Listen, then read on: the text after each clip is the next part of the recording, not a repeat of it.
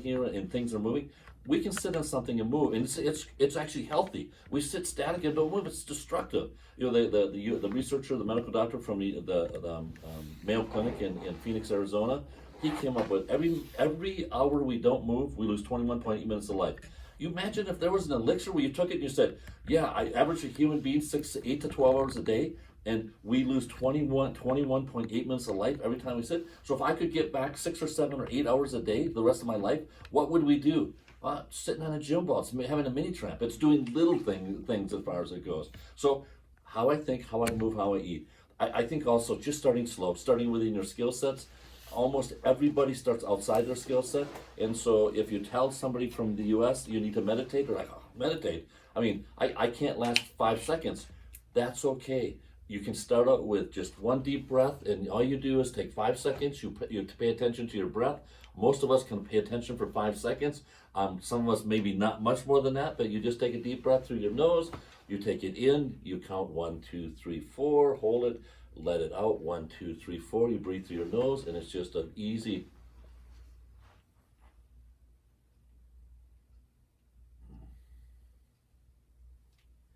And if you do that every 15 minutes, and you take 5 seconds, and you do that, it will change the physiology of your body.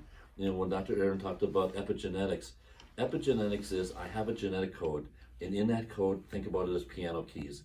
And whatever piano keys I play the most is what expresses itself. Some of us can't have that piano key played very much, and if we're an American Indian and we ate too much sugar, excuse me, our chance of diabetes goes way up because we play that code too much. If we're from other parts of the country, the sad thing is, and again, when I hear a commercial talks about genetics, if we bring people in this country, within 2 years, they have the same health issues we have. Totally different somewhere else, totally like us. And it's not just our eating, it's our moving, it's our stress, it's what we do, it's all of it. I think the other thing, and there was a recent study out there, and I worry with the pandemic, and I worry what we've done is, so depending on where we think, we always want to jump on things. So the Blue Zone wrote a book earlier, and it looked like if you're willing to be poor and you're willing to not collect very much and you're willing not to, that you could be healthier as far as it goes. So then he looked at said, okay, in Costa Rica, they live with almost nothing and they have nothing, but they spend 6 hours with human interaction a day, families and that. Well, then he went to Scandinavia and said, man, we got way healthy people there, and they're willing to have really high taxes. Not a lot of them, you can't buy a home in that, but they're really healthy too. But 6 hours of common time. Then we went to Singapore, and Singapore has some of the highest income levels and some of the healthiest people, but they did not sacrifice time. They still have 6 hours. So the common link is 6 hours of common time. Almost all of them are studies that talk about health or happiness. They've not put the non-monetary societies in there. And when you put the non-monetary societies in there, it's time with people. It's not collecting things. And when we collect things at the expense of human relationship, we're massively in trouble. When we talk, our next talk, what we're going to talk about kids, we're going to really talk about the reward system we talk with kids. We talk about what we do, the decision-making process, how we inclusion, what we do. But if we are not giving kids skill sets of resiliency, it doesn't matter. The world is hard. They're remembering stuff. What we have our kids remember. There's a great study they did where, you know, everything in science often has four charts. So if I had a square up here and I drew 4, then you ask people over 70, how was your life? The group that said best life ever, number 1, worst life ever, number 4. Then they took them and they surveyed them, a really complex survey, and they had another group follow them out. There was no difference between the group that said I had a horrible life and I had a good life. The remembering self, what was so different. And when our kids come home and they're little girls and they're struggling in school, and we sit down and said, Julie, how did it go today? How did the other girls treat you today? Was it okay? Did the teacher, did you have fun? And we over and over and ask them about what we didn't like. Man, I can't tell you how many times in the last 20 years I've told moms to stop asking their kids what went wrong and start asking them what went right, and their stomach issues go away. And they've spent thousands of dollars on studies on stomach, or studies in medical doctors on stomach issues. You cannot be under stress and have a normal functioning nervous system.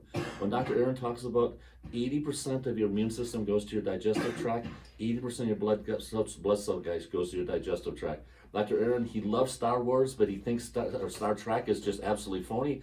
I kind of like Star Trek and that, but in Star Trek, if you think about your immune system, our body puts resources around need to survive. And so when we heard Kirk yell at Scotty, I shut off life support. We need the lasers because if they blow up the ship, it didn't matter. I mean, nothing mattered. And our body stops our digestive system almost the minute we feel stress. It shuts everything down. The little cells that produce acid in the stomach, the globular cells, our body says no. And there's studies out there saying Crohn's disease is just chronic stress that shunts the blood away from intestines so aggressively that it kills cells in the intestines and that. We cannot be healthy if we're not moving, if we're not taking pressure on eating, and if we're not thinking well. We cannot, because our digestive tract takes the beating. And when we look at, we cannot spend ourselves out of healthcare. You know, when we look at other countries like Greece that has healthcare that we pay for, can you imagine? We do not collect enough taxes to pay for healthcare. There's not enough money out there for sick people, and we aren't healthier because we have sick people in that. We ourselves have to decide that. So if you want to watch some of our previous talks, we have a YouTube page. You just go to Bouch Chiropractic. We have at least 25 talks. Some are 5 minutes. Some are about little things you can do. We have a lot of talks about making your living room a movement room, not a sitting room. You think at one time people sat in living rooms because we were so physically tired. We're not anymore. And then what did we add to a living room? We added a TV. So we don't move and we don't talk. What a horrible thing. If we were going to write, and when we talk about 6 hours of, like when I say that humans should spend 6 hours talking to each other, most people say, oh my gosh, that's unbelievable. How many hours does the average person spend on when watching TV? 6 hours. If we turn that 6 hours into people time, everything would change. The average child spends 8 to 10 hours on some kind of electronic device. Can you imagine what that's doing to the brain? Can you imagine what's happening to kids when they do that? And when I talk to parents, I say, you know, lots of things I think you shouldn't ask your kids, but they cannot regulate their time on a computer. You need to regulate that. And what do they say? When I take the computer away, or it's iPhone or whatever they take away my 9-year-old, they'll scream and yell and go on the floor and they won't eat. I mean, it is so addicting that they become way, way charged on it as far as it goes. And then the last thing on mental health, which we're going to talk a lot, we have to get our kids to understand that we want to have the brain hit with serotonin as much as possible, the frontal cortex. If we're not hitting serotonin, there's a part of the brain that deregulates the brain into crisis. And you cannot talk somebody out of crisis if there's not enough serotonin. The other thing is oxytocin. It's the love hormone. It's the cuddle hormone. And when you take a baby, you touch it and you kiss it, it fires up oxytocin all over the brain. I really am fearful that 9 months of grandmas not kissing babies is going to have a devastating effect on babies' brains. I just think it's going to be something that is going to be so unbelievable that we don't go with it. And if we do not have oxytocin and dopamine, I mean oxytocin and serotonin, if we don't have those two things, we default to dopamine. And dopamine is the addictor. And when we have dopamine and cortisol, we will never get rid of pornography if we can't understand dopamine in brains. We will never get rid of sex trades with children if we don't have dopamine under control. Because if there wasn't a market for it, it would happen. And again, when we punish somebody and tell them, it's really what is happening in it. When a marriage, when we talk about fireproofing a marriage, if we have serotonin and oxytocin, it fireproofs a marriage. If we don't, we look for dopamine, and that's the addictor. We spend money on gambling, we spend money on things we'd never spend on. When we're unhappy, we buy something, and we're the most consumer-driven society in the world because we're unhappy. You buy something, you get a dopamine rush, you go down, you feel horrible, so you buy something, you get a dopamine rush, you go down. In a civilized society, how could money be the number one reason for divorce? I mean, how could it possibly be? But if we don't address dopamine, we're in trouble. And so when we raise our kids, we have to have a serotonin oxytocin plan. If we don't, we will have kids that are going to struggle more than ever. And that from 8 to 18, the second leading cause of non-traumatic death is suicide. Like, whoa, like when are we going to do it? I had a little 8-year-old a year ago that tried to commit suicide, and they went to an institute over in Green Bay, and the institute was filled with 8-year-olds that tried to commit suicide. Can you imagine? I mean, like, what are we doing? And when are we going to get serious about what we're doing? Because how bad does it have to get before we make a difference as far as it goes?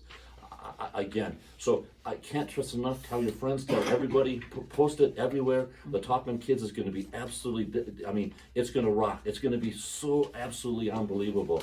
And if we do not have more talks about raising kids, we're gonna just, and I'm gonna get the phone calls I get where somebody is sleeping next to their 14-year-old because they're cutting and bulimic, and we're seeing that more and more. And I can't imagine the devastation of that. I can't imagine young people, or when we think we can talk a girl into eating, when their brain looks at it, and think about our brain as envelopes.